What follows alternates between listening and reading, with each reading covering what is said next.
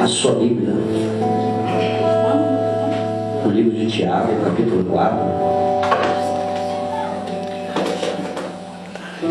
Aleluia. Tiago, capítulo 4.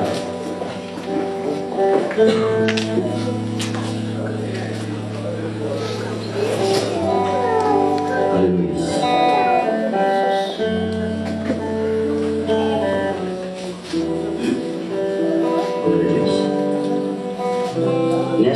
Nesta Bíblia que eu estou lendo hoje, o título é Devemos Resistir às Paixões, né? E na outra, ela está intitulada como Mundanismo. Esse é o tema da minha outra Bíblia e essa que eu estou usando. Devemos resistir às paixões. Amém? Está escrito assim na palavra do Senhor: de onde vêm as guerras e pelejas entre vós? Porventura não vem disto, a saber, dos vossos deleites, que os vossos membros guerreiam? Cobiçais e nada tendes, sois invejosos e cobiçosos e não podeis alcançar. Combateis e guerreais e nada tendes, porque não pedis, ou não pedes, perdão. Pedis e não recebeis, porque pedis mal, para o gastardes em vossos deleites. No 4 ele diz assim, irmãos: adúlteros e adúlteras, não sabeis vós que a amizade do mundo é inimizade contra Deus? Portanto, qualquer que quiser ser amigo do mundo, constitui-se inimigo de Deus. Ou cuidai vós que em vão diz a Escritura: o Espírito que há em nós, que em nós habita, tem ciúmes. Antes dá maior graça. Portanto diz: Deus resiste ao soberbo, dá porém graça ao humilde. Sujeitai-vos, pois, a Deus, resistiu o diabo e ele fugirá de vós. Chegai-vos a Deus e ele se chegará a vós. Limpai as vossas mãos, pecadores, e vós de duplo ânimo purificai o coração. Sente as vossas misérias e lamentai, chorai, converta-se o vosso riso em pranto e o vosso gozo em tristeza. Humilhai-vos perante o Senhor e Ele vos exaltará. Somente até o 10. Senhor nosso Deus e nosso Pai, muito obrigado, Senhor, pela Tua palavra. Senhor, que o Senhor possa falar com a Tua igreja nesta noite, que possamos, Senhor, ouvir a Sua voz e compreender, Senhor, aquilo que o Senhor tem nos ensinar nesta noite. Espírito Santo de Deus, em nome de Jesus, amém. Os irmãos podem se sentar? Glória a Deus. O nosso irmão Tiago, irmão, aqui no meu papelzinho que eu coloquei mundanismo, que é o que eu li na outra Bíblia. Mas as duas falam da mesma coisa, sem problema nenhum. Tiago, então, ele nos traz uma mensagem, irmãos, aqui dentro do capítulo 1. E este primeiro versículo que ele nos fala: de onde vêm as vossas guerras e pelejas entre vós? Porventura não vem disto a saber, dos vossos deleites, que os vossos membros guerreiam. Ele está perguntando: guerreiam? Então Tiago está dizendo que as lutas que havia, as lutas que o povo do mundo estava vivendo, não. Tiago estava falando para os irmãos crentes. Eram os nossos irmãos em Cristo, era a igreja do Senhor. E Tiago estava advertindo a igreja e estava ensinando a igreja de que as lutas que eles estavam passando, elas vinham por causa dos seus deleites. Elas vinham por causa da forma que eles estavam buscando as coisas em Deus. Tiago está dizendo que quando o crente confia em qualquer outra coisa, senão que não seja a mensagem da cruz e a Cristo, esse crente ele vai passar por lutas. O resultado para quem busca da força do seu próprio braço, o resultado para quem busca nas suas próprias vontades, do seu próprio querer e não do de Deus, é luta, é peleja. E ele está então perguntando: por que há entre vós? Qual é o motivo? Ele está dizendo: porque vós estáis buscando erradamente, estáis olhando para o foco errado, não estáis crendo como deveria, naquilo que deveria estar crendo. E essa mensagem de Tiago, irmãos, ela se refere a alguns irmãos que se levantavam contra o seu próprio irmão e falavam dos seus irmãos e levantavam calúnias e levantavam contendas no meio do povo de Deus. E ele estava advertindo e estava ensinando para eles de que era por causa da sua busca de forma errada que eles estavam passando pela peleja. Então, quando nós vivemos os nossos dias de hoje, a Bíblia diz de que se lamenta o homem senão o seu próprio pecado. Hoje eu conversei com algumas pessoas por telefone, pessoas que não estão vindo à igreja, conversei com a minha sobrinha Tainá, e o contexto de vida de algumas dessas pessoas que eu conversei hoje se encaixam exatamente naquilo que Tiago estava dizendo para a igreja naquela época. E o que o Espírito de Deus está dizendo para a igreja hoje: as pessoas estão lutando as suas próprias guerras, elas têm trilhado os seus próprios caminhos, têm sido pastores de si mesmos, têm conduzido os seus caminhos pelos seus conceitos, pelos seus interesses próprios, por aquilo que elas acham que é bom. E Tiago está dizendo: pois é, mas dessa maneira não vai dar certo. Vocês vão passar somente por lutas, pelejarão, não conseguirão chegar a lugar nenhum. Ele está dizendo que a única forma, a única solução para esse problema que assedia ao crente, irmãos, que é as paixões do mundo, que é os desejos do mundo. Quando falamos em paixões do mundo e desejos do mundo, talvez nós pensamos que está relacionado somente ao sexo, à imoralidade, à imoralidade carnal. Não, mas quando nós confiamos na própria força, nós estamos sendo mundanos.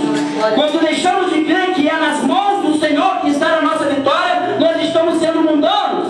Quando deixamos de acreditar que foi lá na cruz onde a nossa vitória foi dada, e que deixamos de orar, de pedir, de interceder, e deixar de que o Senhor opere maravilhas, e nós queremos resolver as coisas da nossa maneira, nós estamos procedendo como pessoas mundanas. Então nós temos que esquecer, temos que entender de que nós devemos confiar tão somente no Senhor. Quando um cristão entender que lá na cruz do Calvário está a sua vitória, ele vai ser um grande vitorioso. Quando ele entender que é lá que as portas vão se abrir, porque é do Senhor que vem a graça, é do Senhor que vem o poder, é do Senhor que vem a unção, é do Senhor que vem o ensinamento, é do Senhor que vem a paz e a salvação. Então nós não devemos confiar na nossa própria força, em nossos próprios pensamentos, porque o pensamento do mundano, irmãos, é diferente dos pensamentos de Deus. A Bíblia diz que nós temos que ter a mente de Cristo, e para termos a mente de Cristo, irmãos, as pessoas não entendem o que quer dizer esta palavra. É que nós devemos olhar para as circunstâncias, devemos olhar para as coisas à nossa volta da mesma forma em que o Senhor também está olhando. Quando os homens levaram aquela prostituta diante do Senhor para que ela pudesse ser apedrejada, porque a lei dizia que se alguém fosse pego em flagrante delito, em adultério, ela seria morta, apedrejada. E aqueles homens levaram aquela mulher até Jesus. No conceito do homem que estava cumprindo a lei, cumprindo a palavra, cumprindo os ensinamentos de Moisés, cumprindo aquilo que o Senhor havia dado lá no deserto ainda. Eles estavam ali para que aquela mulher fosse morta. E Jesus, quando vê aqueles homens chegando, Jesus, então, há pregadores que afirmam que Jesus escrevia no chão sobre o pecado de cada um deles. Há outros que dizem que não sabiam que Jesus escrevia. Eu também não sabia, irmão, porque a Bíblia não diz, eu não estava lá olhando. Mas acredito eu que tenha sido algo assim, pela pergunta que Jesus havia falado depois. Jesus se abaixa no chão e começa a escrever coisas. E todos ficam ali segurando aquela mulher, esperando, cada um com a sua pedra na mão. Até os seus discípulos, porque era um costume judeu, e até os seus discípulos estavam com a sua pedra na mão para que pudesse apedrejar aquela mulher. E Jesus então começa a escrever, escrever, escrever. Quando ele termina de escrever, ele se levanta e olha para aqueles homens e diz: quem de vós não tem pecado? Que atire a primeira pedra. Cada um deles voltou para o seu caminho. E quando olhou à sua volta, nem os discípulos estavam ali. Todos eles, ó, foram embora. E Jesus pergunta para aquela mulher: cadê os seus acusadores? O que eu quero dizer dizer para os irmãos é que os seus discípulos e as pessoas deveriam atentar e olhar da maneira em que Jesus estava olhando. Eu quero dizer para você que às vezes nós nos apressamos em julgar o nosso próximo, nós nos apressamos em condenar o nosso próximo, nós nos apressamos em nos irar, nós nos apressamos em dizer coisas em que muitas das vezes mata a fé daquele que nós falamos. E quando aquele que tem a mente de Cristo olha com amor, com ar de misericórdia, ele olha e ainda que não entenda, ele ora pelaquela pessoa, ele coloca ela nas mãos do Senhor e ele pede para que o Senhor reverta a situação. Há pessoas que quando oram para alguém da família, que muitas das vezes já caiu, levantou e disse, esse não tem mais jeito, esse já não tem mais solução. Quem somos nós para dizer isso? Se a solução, se a graça, se o poder, se a salvação está na mão de Jesus. Nós não podemos tomar na força do nosso braço nem nos tornarmos juízes da lei. Nós temos que viver pela graça. E a graça vem através do Calvário, a graça vem através da cruz, a graça vem através do que o Senhor fez ali na cruz por nós. E o que todos nós precisamos, irmãos, é entender isso. Porque quando nós viramos as costas por essa porta e vamos para a nossa casa, chegamos em casa, começamos a guerrear com o filho, começamos a guerrear com o marido, começamos a guerrear com a esposa, começamos a guerrear com o vizinho, começamos a guerrear no trabalho, e nada disso, irmãos, é projeto, nem plano, nem desejo de Deus. Para aquele que tem a mente em Cristo, dobra os teus joelhos e ora. Glória a Deus. Glória a Deus. Sabe o que acontece quando Gideão foi para a batalha? Eram 32 mil pessoas. O Senhor podia ter deixado Gideão ir com aquele exército e destruído os seus inimigos. Mas ainda que a gente afirme que não, existe a falsa humildade às vezes das pessoas que dizem, não, mas eu creio em Deus. Ele não crê em Deus, irmãos. Ele crê naquilo que ele está apto ou capaz de fazer. Eu dou graças a Deus quando eu me sinto incapaz de alguma coisa e o Senhor me usa para fazer. Porque é Deus quem faz. Eu quero dizer que as forças e o exército, a força bélica estava ali, mas o Senhor conhecendo o coração daquele povo, disse, não vão deixar, sabe por quê? Porque vocês vão se ensoberbecer, vocês vão se engrandecer e vão dizer que o livramento vem da sua própria força. E o Senhor então começa a humilhar, o Senhor começa a diminuir, o Senhor começa a decrescer o povo e o Senhor começa a separar este povo. Deus tremendo. Ele já começa tirando do meio os covardes e os medrosos, já vai eliminando, irmãos. Sabe por quê? Porque às vezes no meio de uma batalha há covardes e medrosos. Aqueles que quando eles embarcam numa vitória, eles embarcam em cima da fé das outras pessoas. Ele vive a fé das outras pessoas. Ele deseja e cobiça as coisas que são das outras pessoas. Já viu quando alguém olha para o seu carro, olha para a sua esposa, para a sua família bonita, olha para a sua situação de vida, olha para a sua roupa, olha para aquilo que você faz, por aquilo que você tem, como você se veste e tem inveja de você? E fica cobiçando as coisas que você tem. Essa pessoa, irmãos, ela não tem a mente de Cristo. Essa pessoa não crê que o próprio Deus pode dar a ela aquilo que é para ela. Ela quer aquilo que é dos outros. É verdade, aleluia.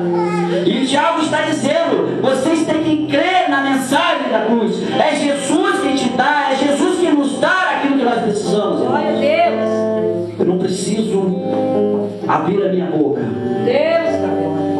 para falar mal do Otávio. É verdade, aleluia. Eu não preciso maldizer ninguém.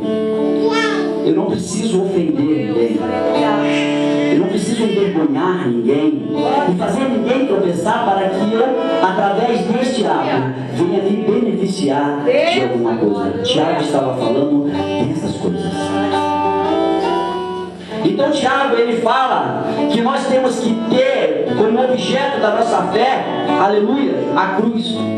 O Espírito Santo, ele tem liberdade, irmãos, para atuar na nossa vida quando nós cremos nisso. Porque quando nós falamos que cremos em Jesus, que cremos naquilo que ele fez no Calvário, mas nós tomamos as nossas próprias dores, tomamos as nossas próprias rédeas e queremos dirigir a nossa própria vida da nossa própria maneira e não da maneira de Deus, então nós não cremos.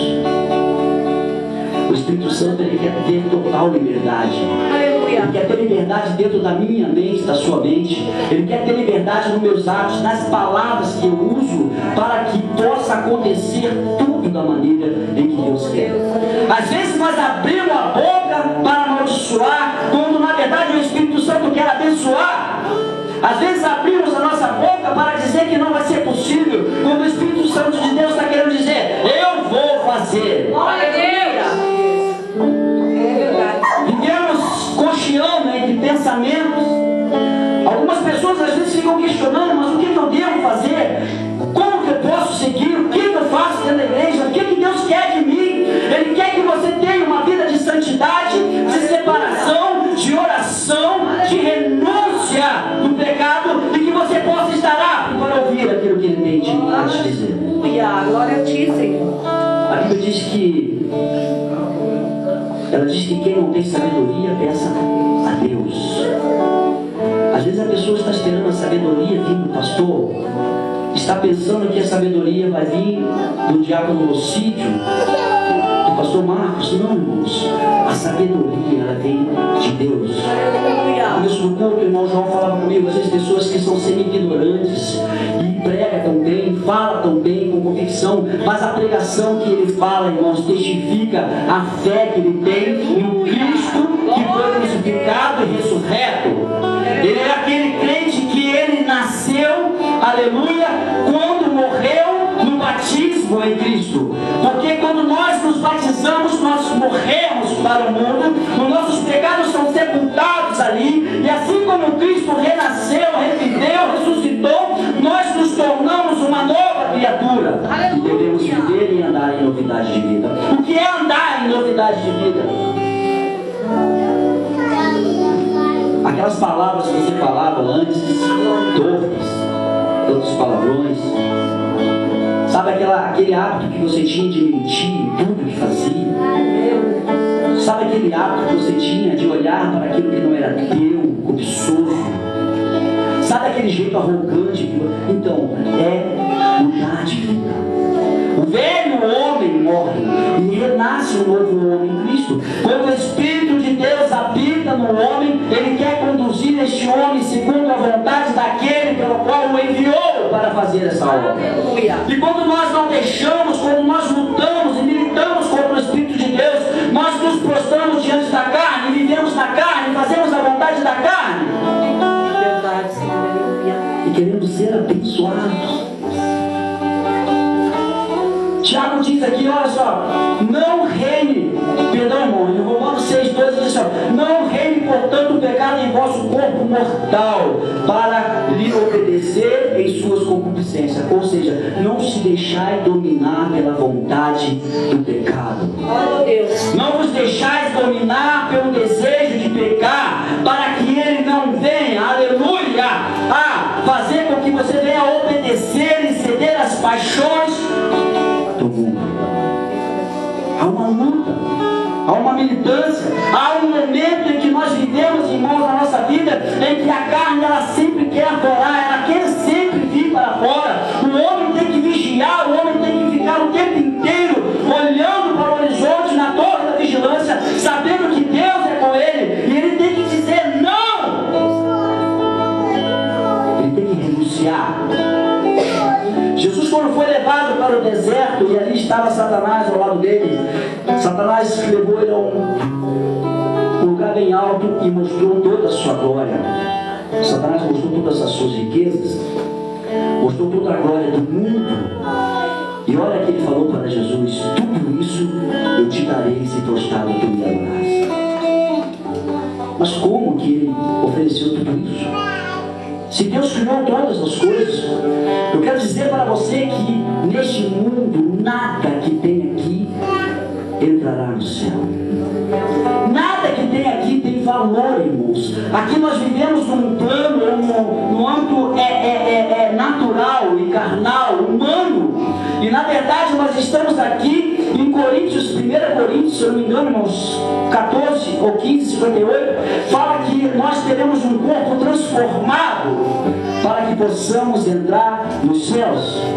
Nós teremos um corpo glorificado, teremos um corpo agora que não haverá nele mais pecado, possamos ter entrada e acesso às regiões celestiais, porque carne e sangue não pode herdar o reino de Deus.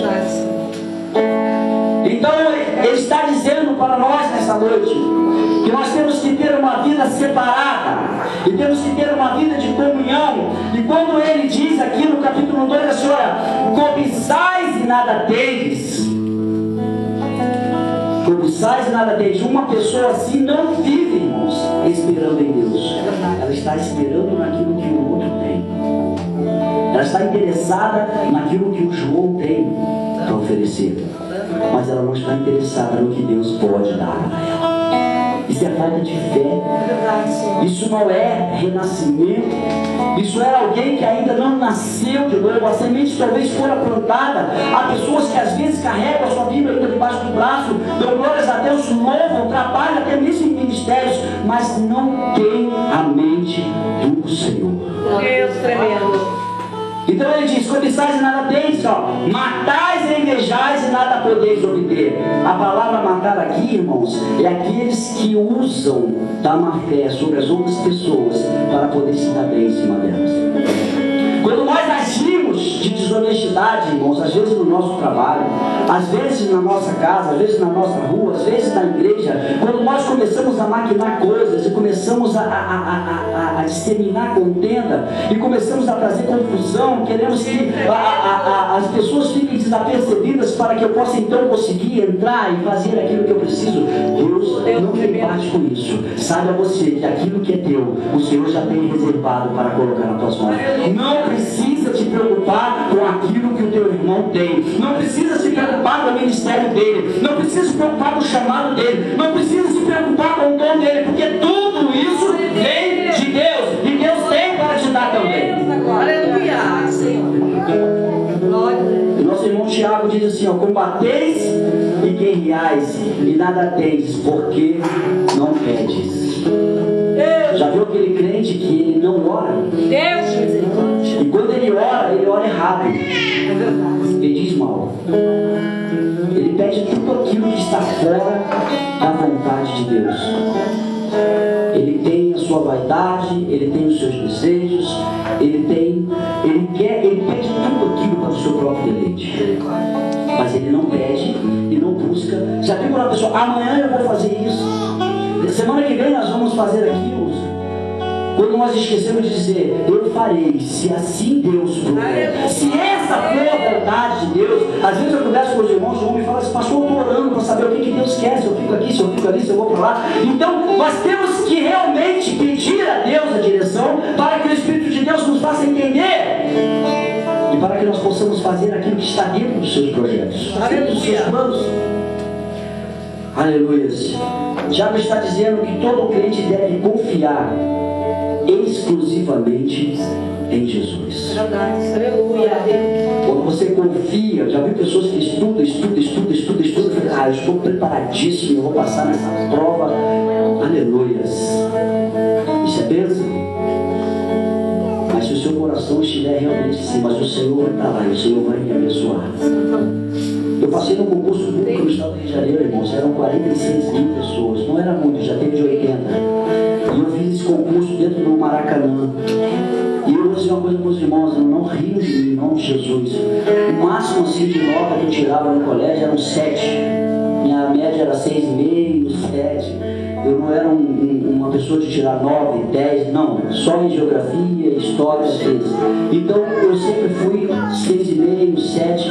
E eu fui disputar com pessoas que tinham formados em direito, pessoas que tinham feito curso de um ano preparatório, estavam tudo muito bem preparado.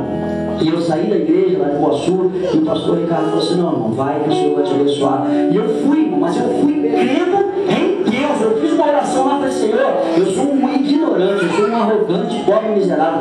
Mas se o Senhor quiser, o Senhor vai me colocar lá dentro. Aleluia. Sabe o que aconteceu, irmãos? Dessas 46 mil pessoas, 4 mil pessoas foram selecionadas. E dentro dessas 4 mil pessoas, eu fui a 551 colocada. E eu passei nesse concurso público, que para mim era impossível. Aleluia. Passei alguns dias estudando com meu pai, desenho, cálculos. Meu pai é bem louco nesse negócio de matemática, ele é bom mesmo. E eu eu estudei alguns dias aí, não tenho muita paciência, eu já saí de perto, já fui fazer o resto sozinho, mas o Senhor, Ele ouviu a minha oração e o Senhor sabia da fé que eu tinha. Glória, aleluia. Gideão, quando ele foi a peleja, irmãos, ele ganhou, mas ele ganhou com 300 homens somente. É verdade. Para que ele soubesse que Deus estava no negócio. Aleluia. Nós lemos essa semana e falamos sobre Josafá e sobre as nações que se uniram contra o povo de Deus, sobre Judá, e nós ouvimos ali, nós falamos aqui que ele se humilhou diante do Senhor, colocou-se diante de Deus, todo o povo também, e o povo falou. Nesse caso ele nem precisou pelejar, irmãos. Há situações na nossa vida em que o Senhor nos humilha, que o Senhor nos aperta todinho para que a gente possa entender que a gente só vai conseguir se Ele colocar as mãos dele. Aleluia. E há outras situações que Ele fala: vocês não vão fazer nada, deixa que eu vou resolver tudo. Essa peleja é minha, Oh, não é Deus. vossa. Aleluia. Amém? Então, irmãos, em Romanos 6, 1,4 diz assim, ó: que diremos, pois? Agora é Paulo falando. Permaneceremos no pecado para que a graça de Deus abunde em nós? Quer dizer que a abundância de Deus, a vitória de Deus, as bênçãos de Deus vão ficar sobre minha vida, e com isso eu vou viver permanecendo no pecado? Então eu peco, vivo do jeito que quero, faço tudo do jeito que quero, desobedeço a Deus em todas as coisas, o Senhor vai me prosperar, vai me abençoar? Ele disse assim: de modo algum. Aleluia. Nós que estamos mortos para o pecado, como viveremos ainda no pecado? Ele está dizendo: nós morremos no pecado. Nós morremos para o pecado. Aleluia. Em Cristo nós sepultamos nossos pecados, foram perdoados, e agora eu renasci novamente. Então como pois vou viver pecando? Como pois vou escolher viver pecando? Isso é uma escolha, irmãos. Nós temos de renúncia. Nós podemos a todo tempo fazer qualquer coisa nesta terra. Se você quiser, você pode beber, fumar, se drogar, prostituir, adulterar, mentir. Você pode fazer todas as coisas, se você quiser. E quando nós escolhemos viver no pecado, quando escolhemos viver as paixões do mundo, quando escolhemos viver fora da direção de Deus, então nós pecamos contra Deus, porque, como eu já li, aquele que quer ser amigo do mundo constitui-se inimigo de Deus. Aleluia. Isaías 59 diz que as mãos de Deus não estão encolhidas, nem os teus ouvidos agravados para que possa ouvir, mas o vosso pecado é que nos separa de Deus. O que nos separa de Deus, irmãos, é o pecado. Não existe uma outra coisa. Quando nós temos a mente de Cristo, nós aprendemos a amar aquilo que o Senhor ama. Aprendemos a olhar e a entender as coisas como o Senhor também o compreende. Nós vivemos uma vida paralela à vontade de Deus em todas as coisas. E Ele diz aqui: ou não sabeis que todos quantos fomos batizados em Jesus Cristo, fomos batizados na sua morte? Nós fomos batizados na morte, irmãos. Sepultamos nossos pecados. E Paulo está advertindo que nós não devemos viver, falando para a sua igreja: não vivam em pecado, não vivam pecando, mas sujeitai-vos a Deus. E o inimigo, ele fugirá de vós. Sujeitai-vos a Deus é saber que o Senhor morreu e ressuscitou em seu lugar, e que a sua vitória está lá naquela cruz, onde o diabo foi derrotado. Então, quando você se sujeita a essa mensagem, e quando nós cremos nisso de fato, irmão, ele foge de nós, porque ele perdeu ali. Ele perdeu. Ali a sua igreja agora foi vitoriosa, a igreja do Senhor. Então, ou seja, nós morremos para o mundo e devemos andar em novidade de vida. É o que ele está falando. Aonde abundou o pecado, irmãos, superabundou o quê? A graça. Nós pegamos muito isso. Mas de onde vem a graça? É um dom gratuito, é algo que foi dado, doado-nos para nós, sem que nós merecêssemos qualquer coisa de Deus. O Senhor nos deu a sua graça. O Senhor nos adotou, Ele nos separou, Ele nos escolheu e Ele nos salvou para que pudéssemos entrar pelas regiões celestiais com Ele, e aonde há muitas moradas, aonde nós estaremos e habitaremos com o Senhor. No versículo 6 de Tiago diz assim, ó: antes Ele dá maior graça. Para quem que Ele dá graça, irmãos? Para quem